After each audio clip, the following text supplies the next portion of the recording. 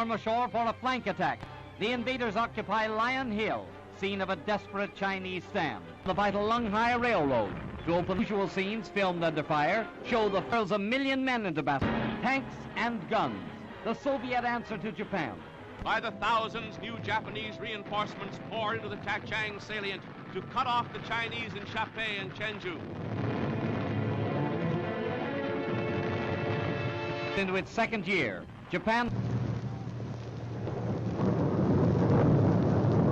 Their light artillery gets the range and starts its hymn of hate.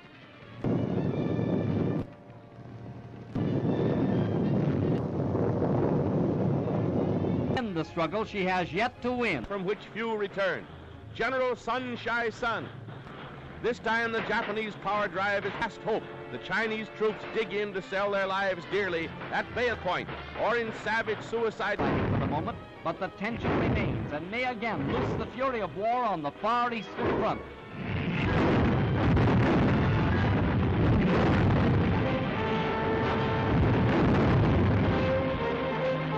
Way for advancing infantry.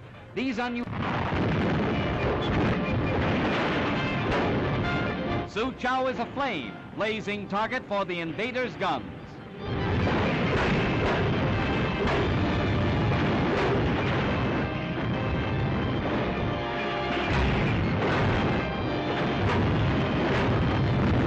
And wide, only ruins and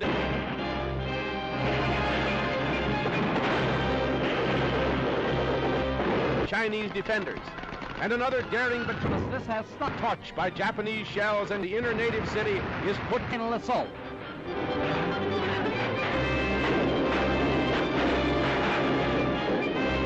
Battering rams irresistible.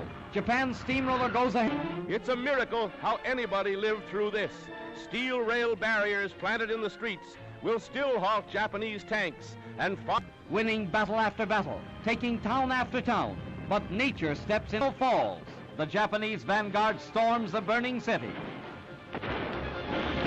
Fearful of ambush, the Nipponese are set to mop up with a vengeance. But Soochow, all they find are flaming ruins. Costly to Japan's military machine are such victories as these. Expenditures, $5 million a day. Casualties, but Hankow is still 135 miles away. Japan's ultra-modern tanks storm an ancient walled town, 32,000 dead, countless wounded. The prize, a city in ashes. Yet Nippon's army rolls on through the walls of Soochow. Nanteo, Shanghai's final burnt offering as Japanese guns blast a final rain of fire and steel on Nanteo. Long drawn-out war in a city's streets nears a raging, furious climax at Shanghai. Here, Japanese bombers have set fire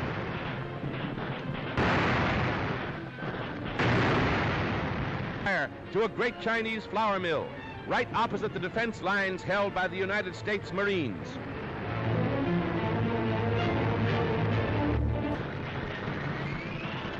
A night of terrible suspense and fear along the Huangpu waterfront and throughout Shanghai.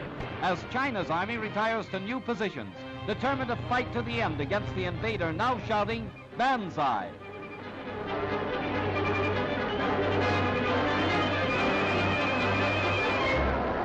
Goes westward.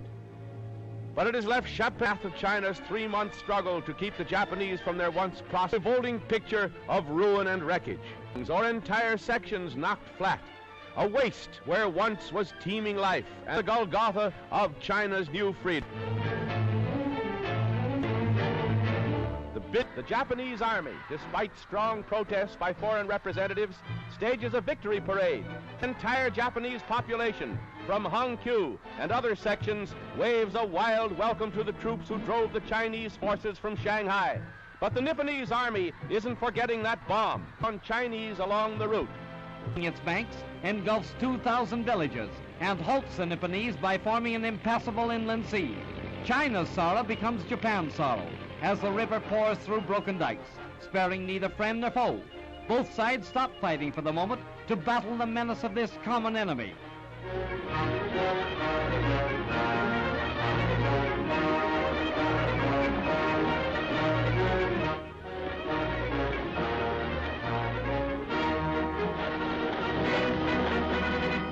The flight from flood begins. 500,000 refugees are driven from their homes by the rising waters.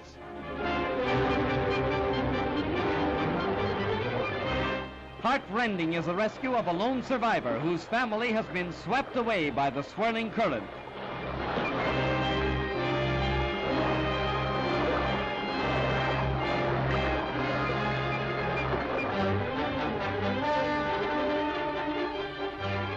Safe on the good earth again, but they face a greater suffering. They join the vast army of homeless and hungry.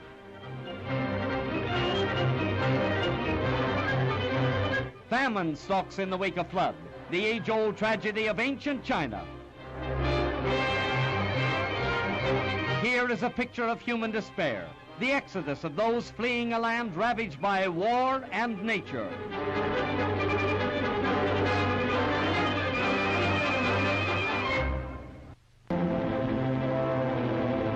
Day after day, the fury of war sends new hordes from corner to corner. Laid the battle lines have swung far from beaten and broken Nantes, seeking safety. War, amid the constant rain of steel, in the momentary chance lulls in the hail of death, the war-shocked population salvages the pitiful remnants of its shattered homes. Death struck even in so-called safe grisly fires throughout the capital, where 300,000 people huddled in fear. That man carries the body even to human wrecks. As their dwellings and possessions go up in smoke behind them, an amazing scene of the misery that modern war brings to mankind. But the battle against starvation is just beginning.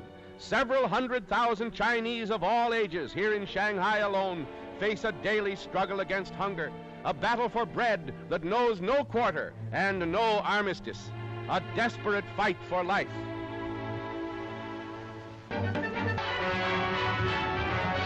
Storm the French concession by the thousand. Feeding this vast army of misery is a task that staggers Shanghai. Too young to know of war, but not too young to suffer. Saved from starvation now by the kind ministrations of the Jesuit seminary in Nankai, Shanghai's ancient Chinese quarter. Food for the mouths in China.